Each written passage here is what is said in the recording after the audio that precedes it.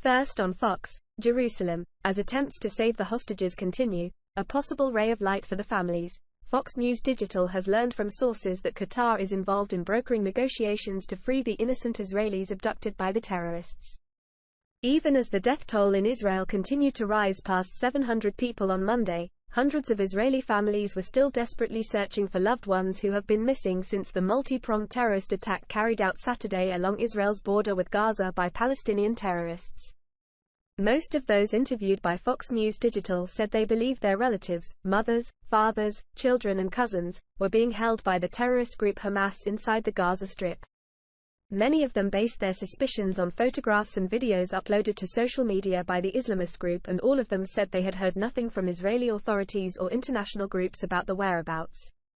The Department of Justice, DOJ, was slated to roll out the welcome mat in October for an Iraqi judge who issued an arrest warrant for former President Donald Trump because he ordered the assassination of a global Iranian terrorist responsible for the murders of more than 600 American military personnel, according to the U.S. government.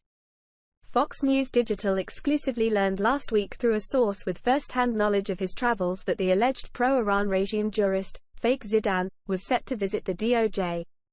Yet after a flurry of Fox News Digital press queries to the DOJ within a 24-hour period, the DOJ ostensibly and dramatically backtracked on its invitation to Zidan.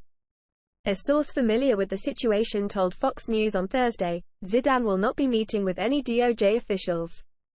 When asked about the visit prior to cancellation, a State Department spokesperson told Fox News Digital in a statement on Wednesday, the Supreme. According to a separate source familiar with the Zidan's invitation to the DOJ, the judge told many U.S. officials the DOJ invited him to Washington, D.C.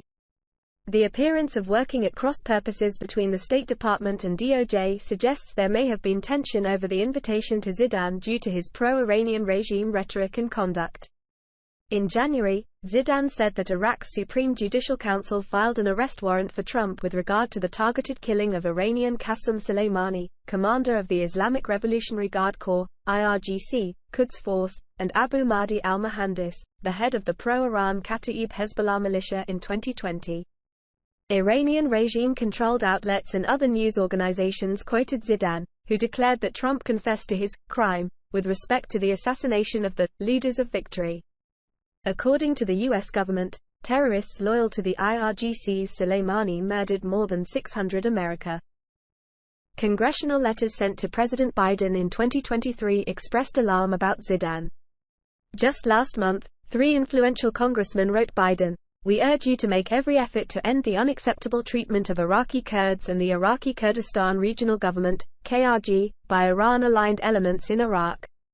The letter noted, "You are well aware of the role the U.S. played in supporting the Iraqi people as they developed a constitution in 2005 that established the semi-autonomous region of Kurdistan.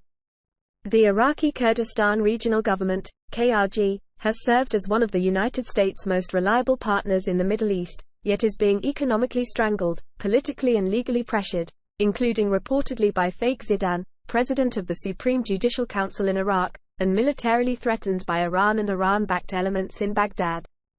Iran official admits country's role in terror bombing that killed 241 U.S. military members.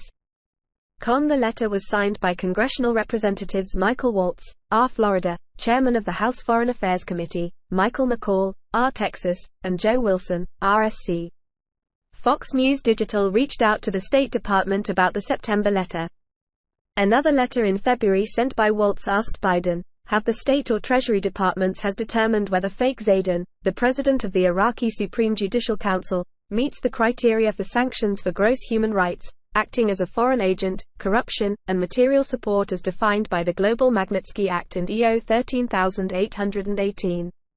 The Magnitsky Act allows the U.S. government to sanction foreign officials engaged in severe human rights abuses.